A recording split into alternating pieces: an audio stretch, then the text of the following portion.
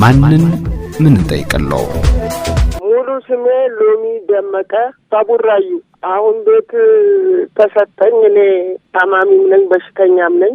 ቤት ሰጡኝ። ቤት ተሰጥቶኝ እዛ ቤት ገብቼ እያለሁ ቤቱ ሽንት ቤትም የለው መብራትም የለው ምንም የለው። ተነስቼ ልጄን ትቼ እዛ ቤት እንደቆየው ልጄን ትቼ ወደ ዘመድ ቤት ሄድኩ። ልጄ ስራ እንደሄደ ቤቱን ዘግተው በሌላ ቁልፍ ቆልፈው ልጁ እንዳይገባ ልጁም መግቢያ ያጣና ለኔ ይደውልልኛል። ከዛ ስመጣ ቤቱ ተዘግቷል። ቤቱን ከፍቼ ገባለሁ ብል በቁልፍ ብለው ምንም ከዛ የሆነው ይመጣና ይሄን በዞር ከዚህ ቦታ ሂጂ ከዚህ ቦታ ብሎ ያባረረኛል። ከዛ ቀበሌ እንዴት ነው ምንድነው ለምንድን ነው የተሰጠኝ? በህጋዊ ነው። በሽተኛ ስለሆንኩ በበሽታዬ ኬዝ ነው የተሰጠኝ። እንዴት ነው የምቀማው ስል ሂጂ ብለው አባረሩ። ሊቀበሉኝም አልቻሉ። ከዛ ወዲህም ስል ወዲያ ስል እምሄድበትም ግራ ገብቶኝ ከነቃይ ከነምኔ ካለኝ ነገር ሁሉ ነገር ዘግተው እንዳለ ከለከሉ። ማንን ልጠይቅ? አቅሙም የለኝም። ምሰራውም ሰው ቤት ነው። በዛ ላይ በሽተኛ ነኝ። እማረገውን ሳጣ በየዘመዱም በየትም እየሄድኩ ማደር ጀመርኩ። የቃዬንም እንደለበስኩት በአንድ ቀሚስ በአንድ ልብስ ብቻ ነው ወጥቼ የቀረሁት። የኔ ጌታ ይህ የሆነው መቼ ነው? ትንሽ አንድ አመት ይሆነዋል። እንዲሁ ስንከራተት እንዲሁ ስንገላታ የምሄድበትም የምከስበትም ምንም ስለሌለኝ ወዲህ ወዲያ ስል እንዲሁ ነው እየቆየ ያለሁት። ቡራዩ ነው የተሰጠኝ። ቡራዩ ነው ቤት የተሰጠኝ። መልካኖ ነው ቡራዩ ነው አውቶ የሰጡኝ። በዚህ በሽታ በዚህ በኤችአይቪ በሽታ ምክንያት ነው የተሰጠኝ። በፊት ሲሄዱ ቤቱ ታሽጎ ነበረ ወይስ ቁልፍ ነው የተቀየረው? በቁልፍ ቀይረው በኋላ ለሌላ ሰው ይስጡ። ሲሄድም ከዛም በኋላ ሂጂ እያሉ እንደ እብድ ያባርሩኛል። በኋላ ፈርቼ አቅሙንም የለኝም ማለዳውን ሳጣ ታውኩት። አቅምም አጣው። በምን ነው ምን አደርጋለሁ ብዬ ነው ታውኩት። የኔ ጌታ የቤት ቁጥሩ ስንት ነው? የለውም የቤት ቁጥር። መጀመሪያ ከብት ነበር የሚገባበት። ያንን ለማምኜ ነው ቆርቆሮውን ሁሉ ያስጠገንኩት። ከብቶች ነበሩ የሚገቡበት ያንን ቤት። የሰው ከብት ይገባበት ነበር። እሱኑ ነሱኝና እሱኑ ለሌላ ሰው ለምኜ ባካችሁ ብዬ ዘመድም አስቸግሬ ባዳም የምሰራበትም እንጀራ መጋግርበትም ለማምኜ ሳስጠግን እነሱ አቅም የላትም አቅሜንም ኋላዬንም ምኔንም አይተው ምንም ነገር እንደሌለኝ አውቀው አውጥተው አባረሩ። ይሄ የሆነው ቡራዩ ነው አሉኝ። ቡራዩ ነው። ውል ወረቀትም አለኝ። የኔ ጌታ አሁን እኮ ቡራዩ ለሶስት ተከፍሏል። ያውቃሉ ይሄ? አዎ ቡራዩ ራሱን ችሎ፣ ሁለተኛው ገፈርሳ ጎጄ፣ ሶስተኛው መልካኖኖ ነው። እርሶ የትኛው ነው? እኔ ገፈርሳ ጎጄ ነው ወይስ መልካኖኖ ነው? መልካኖኖ ነኝ የተሰጠው ቤቱ። መልካኖኖ ክፍለ ከተማ። አዎ ወረዳውስ?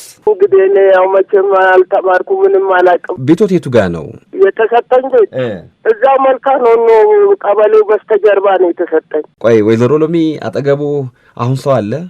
አሁን እዚህ ምን ይስተያገናል? ሄሎ አቤት። ጤና ይስጥልኝ።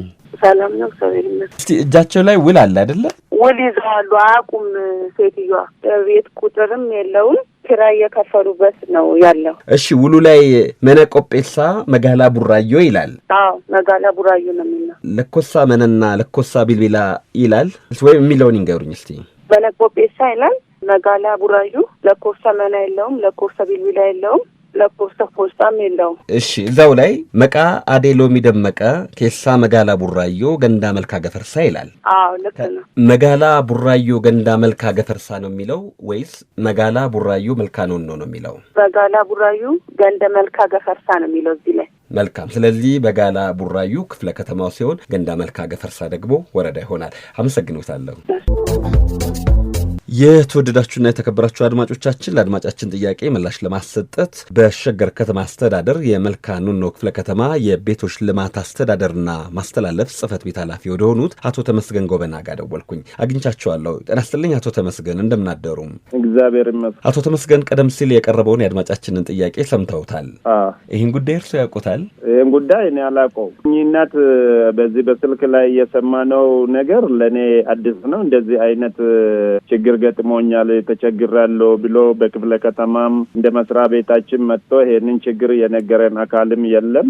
የሰው ችግር ደግሞ የሚፈታ አንድ ሰው መጥቶ በአካል ቀርቦ እንደዚህ ተቸግሬያለሁ፣ መንግስት በህጋዊ ነገር የሰጠኝን ነገር ጉልበተኛ ቀምቶኛል፣ ቤቴ ተቆልፎብኛል፣ ስለዚህ ኑና ይውልኝ ብሎ ማመልከቻ ካቀረበ በአቅማችን የሚፈታ በመስሪያ ቤት ደንብና ስርዓት የሚፈታ እንፈታዋለን። ከአቅማችን በላይ ከሆነ ደግሞ ወደ ክፍለ ከተማ እናስተላልፈዋለን። የትኛውም ቤት እኛ የምናስተዳድረው ቤት ደግሞ ቤት ቁጥር አለው። ስለዚህ የኔ ውል ላይ ቤት ቁጥሩ የለም እያሉ ነው። እኛ ደግሞ የምናስተዳድራቸው የቀበሌ ቤትም ይሁን የቁጠባ ቤቶች በቤት ቁጥር ነው የሚታወቁት፣ በሳይት ነው የሚታወቁት፣ በቦታ ነው የሚታወቁት። ስለዚህ አሁንም እኔ መጨረሻ ላይ የሚለው ሰው አልተቸገረም ማለት አንችልም። ሰው ይቸገራል። በሚታወቀው በማይታወቀው ነገር በደል ሊደርስበት ይችላል። አሁንም ችግራቸውንና የደረሰባቸውን በደል ይዞ ወደ ክፍለ ከተማችን ይምጡ ህጋዊ በሆነ መንገድ። እኔ ትናንትና አልነበርኩም ማለት ለዚህ ችግር ተጠያቂ አልሆንም ማለት አይደለም። ትናንትና ይሄ ነገር ተከስቶ ከሆነ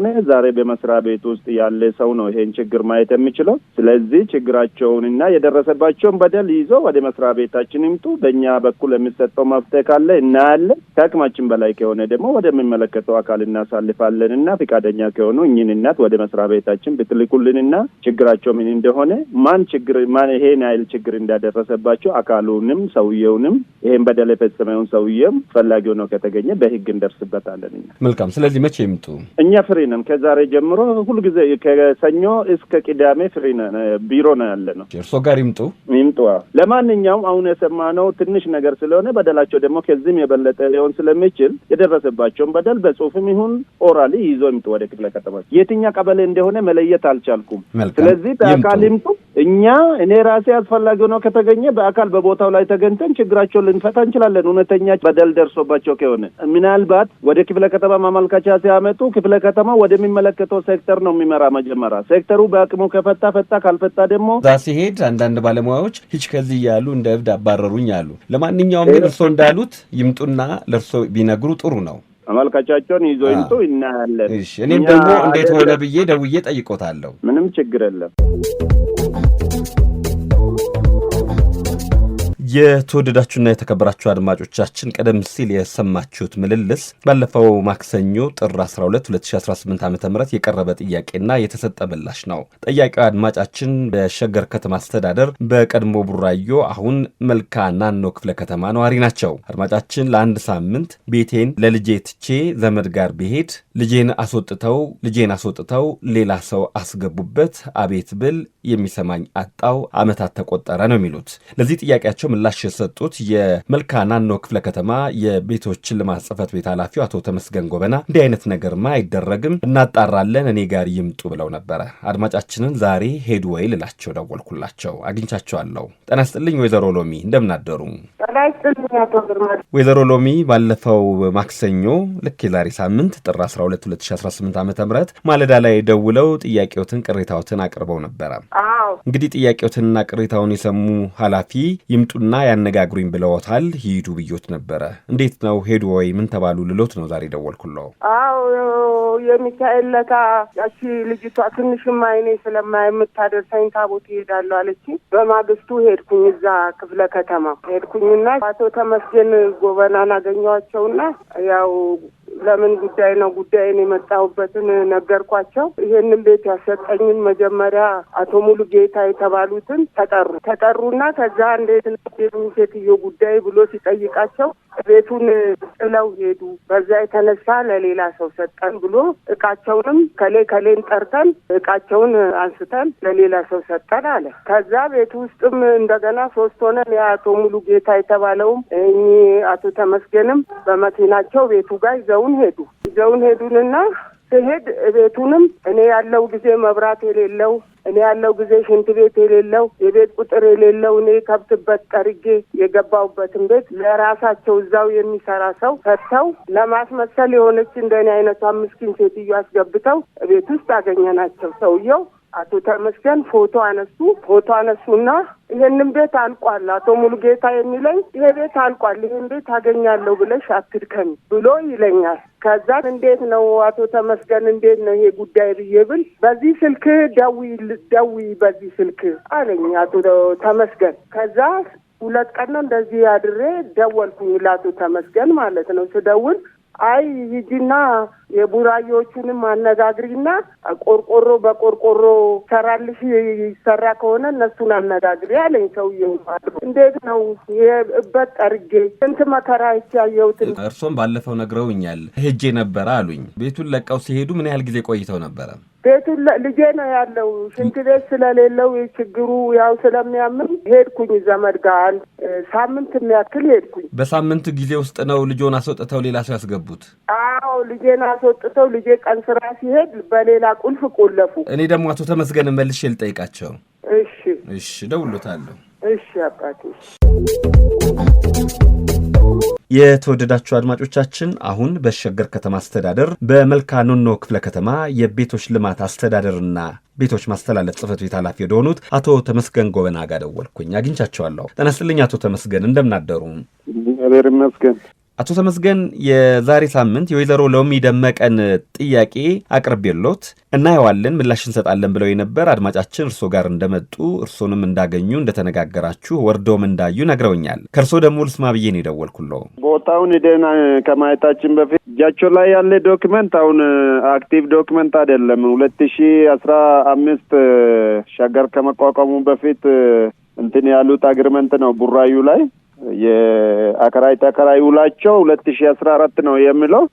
ይሄ ደግሞ ቤቱ መልካ ኖኖ ክፍለ ከተማ ውስጥ ነው ያለው። ቤቱ በአካል እጄ አይቻለሁኝ። ቆርቆሮ በቆርቆሮ ቤት ነው። ታማሚ ሰው ነው እዛ ውስጥ ያለ፣ ህጋዊ ሰው ናቸው። ሰዎቹ ደግሞ ከ2015 ጀምሮ እስከ ዛሬ ድረስ የአከራይ ተከራይ ውል እየፈረሙና እየሞሉ እየከፈሉ ነው። ስለዚህ የሆነ ነገር ሆኗል። ከቡራዩ ጋር ተነጋግረን ያለውን ነገር ማስተካከል ካለብን ስላለን ለምንንም ቢሆን ሰውን ካገኘን ይሄንን ቤት የሚመስል ተነጋግረን የእርሶ መታወቂያ የት እንደሆነ መታወቆትን ያምጡልኝና አሁን ነዋሪነታቸው በቡራዩ ከሆነ ቡራዩ እንዴት እንደሚተባበራቸው፣ መታወቂያቸው እኛ ጋር ከሆነ ደግሞ ለእኚህ እናት የሚሆነውን ቤት እስክናገኝ ድረስ ምን ማድረግ እንዳለብን። እንግዲህ ከእጃችን ላይ ቤት የለንም፣ ልንተካ የምንችለው ቤት የለንም። ካገኘን ለምንን ከባለ ሀብቶች ጋርም ሆነን ማድረግ የምንችለው ነገር እናደርጋለን። ይሄን ስላችሁት ግን ዛሬ ነገ ማለት አልችልም። ከእርሶ በላይ በረንዳ ላይ የተኛ ሕፃን ልጅ ይዞ ነፍሰ ጡር ሆኖ በረንዳ ላይ የሚተኛ ብዙ ነገር አለና ታገሱልኝ ብያቸው ነው የመለስኳቸው። እዚህ ላይ ታማሚ ናቸው አሁን ቤት ውስጥ ያሉት አሉ። አዎ HIV ፖዚቲቭ ናቸው። እዛ ውስጥ ተከራ እንትን ብሎ አግሪመንት እየሞሉ ያሉት። ወይዘሮ ሎሚም እኮ እንደዛው ናቸው። ያውቃሉ ይሄን? እኔ የጤና ሂስትሪያቸውን አላውቅም። ይሄ እንዳለ ሆኖ ቤቱ ግን በምን አግባብ ነው አሁን ላሉት ግለሰብ የተላለፈው? ማን ያስተላለፈው? ምን ምክንያት ኖሮት ነው ከኚህ ወደኛ ያስተላለፈው? እሱ እንግዲህ መጀመሪያ እንትን የተደረገ ነገር ነው። ሲተላለፍ ያስተላለፈ አካል እኛ ጋር ማለ አቶ ሙልጌታ የሚባል ኮሚቴ ተቋቁሞ ማስታወቂያ 2-3 ጊዜ ወጥቶ ቤቱ ላይ ተለጥፎ እነሱ ሲጠፉ ከወረዳ ያኔ ቀበሌ ነበር በምትተዳደረው በቡራዩ ስር መልካ ገፈርሳ የሚባለው አንድ ቀበሌ ነበረ። ፕሮሲጀሩን በተከተለ ነገር ቤቱ ስለሌለበት 2-3 ጊዜ ማስታወቂያ ወጥቶ ሰው ስለጠፋ ከዛ ውስጥ ያላቸውን ኢቃም ሆኖ ሂዶ ወረዳ ላይ ቀበሌ ላይ እንዳስቀመጡትና ይሄንን ደግሞ የተደረገ በአንድ ሰው ሳይሆን በኮሚቴ መደረጉን ነው ኢንፎርማሊ የነገሩን። ኢንፎርማሊ ነው እንጂ የነገሩት ፕሮሲጀሩን ተከትሎ መሰራቱን በቃለ ጉባኤ ወይም ደግሞ ያቀረቡት ማስረጃ የለም።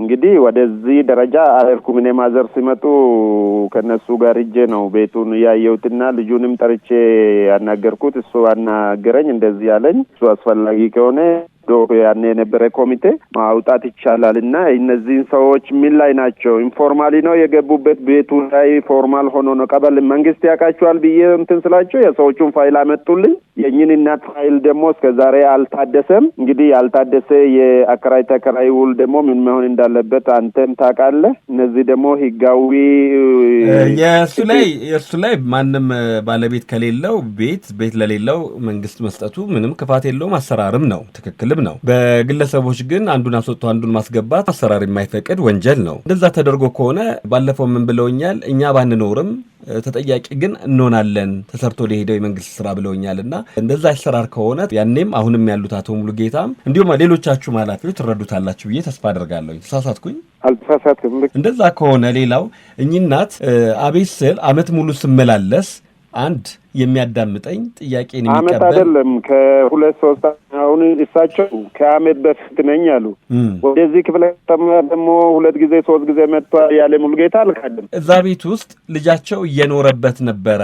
መተው ቀበሌው ያሸገው ቤቱን የዘጋው ቁልፍ የቀየረው ሌላ ሰው ያስገባውም ተብሎ ነበርና እሱን ሳጣሩ አቶ ሙሉጌታ አጣርቻለሁ። ምንድነው ይሄን ነገር እኝን እናጣቃቸዋል።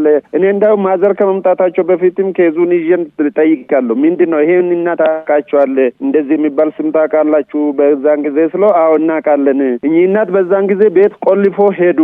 ለተከታታይ ለጊዜውም ባላቅም ለተከታታይ ለረጅም ጊዜ ከዛ ቤት ሲጠፉ መረጃ አግኝተን ቤቱ ተቆልፎ እንደቆየ አግኝተን ሂደን ማስታወቂያ ለጠፍንበት። መጥቶ ይሄ ቤት የኔ ነው፣ አይ እንደዚህ ተቸግሬ ነው የሄድኩት ያለንም አካል የለም። ከዛ በኋላ ቤቱ ምን መሆን እንዳለበት ቡራዩ ስር ያለን ቡራዩ ማዘጋጃ ቡራዩ ያኔ በአንድ ከተማ ነው በከንቲባ ነበረች የምትስተዳድረው። ከዛ ኮሚቴ ተቋቁሞ ይሄን ፕሮሲጀር እቃቸው ከዛ ውስጥ ሲወጣ ራሱ ኮሚቴ አለ ነው ያለኝ እሱ። ይሄ ሰውዬ ደግሞ እስከዛሬ ህጋዊ ነው ብዬ ፋይሉን አምጡልኝ ስላቸው ደግሞ ከ2015 ጀምሮ 2015 ህጋዊማ ሊሆን ይችላል። እሳቸው ከወጡ በኋላ ሌላ ሰው ሲገባ በህጋዊ መልኩማ ሰነድም ይዘጋጅለታል። ዋናው ግን የገባው ግለሰቡ የገባበት ሁኔታ ህጋዊ ነው ወይ ነው። ከገባ በኋላማ ህጋዊ ይሆናል፣ ህጋዊ ማድረግ ስለሚቻል። አገባቡ ግን ህግና ስርዓትን ጠብቆ ነው ወይ? እኛኛውስ የተጠብቀዋል ወይ? ይሄ ቤት አንድ ቤት ለማስለቀቅ ወይም ደግሞ ግለሰቡ እዚህ ቤት ውስጥ አይገኝም አይኖርም ስለዚህ አስለቀቅ ነው ለማለት ምን ያህል ጊዜ ነው የሚጠበቀው? ያ ተጠብቋል የሚለው ማጣራት የሚያስፈልግ ይመስለኛል። አሁን እንደሚነግሩኝ ከሆነ ደግሞ ፎርማል በሆነ መልኩ ነው እንጂ እንዲያው ቁጭ ብለው ሰነዶችን አይተው አይደለም የተረዱት ወይም ደግሞ መረጃውን ሰብስበው ሁኔታውን ያወቁት አይደለ? እንግዲህ ኮሚቴ ዛኔ ቡራዩ ስር ነው ቃለ ጉባኤ አይተዋል። ቃለ ጉባኤ የኮሚቴ ቃለ ጉባኤ እንግዲህ ከዛ ወደዚህ ክፍለ ከተማ ሲከፋፈል ቃለ ጉባኤ መጥቷል ብሎክ በዛ በ2014 15 የነበረውን ዶክመንት ማግኘት እንኳን ቃለ ጉባኤ ማግኘት ይቅርና የሰው ፋይል ለሶስት ክፍለ ከተማ ሲከፋፈል ያየነው ቻሌንጅ እኛ እናውቃለን። አሁንም እኛ በዚህ እንቋጫለን ማለት አይደለም። ኢንፎርማሊ ቅድም ምን አሉኝ መሰሎት አቶ ተመስገን፣ ዛሬ ወይም ነገ የምልበት ሁኔታ አይደለም ካገኘን ነው አሉኝ። ስለዚህ ስህተት ካገኘን ነው ቤት ልንሰጥ የምንችለው ስላሉ እኔ ደግሞ ይጣራና ስህተቱ ወረዳው ላይ ካለ ወረዳው ኃላፊነት ወስዶ ለእኚህ እናት ሌላ ቤት ሰርቶም ቢሆን መስጠት አለበት ነው እኔ ልል የምችለው።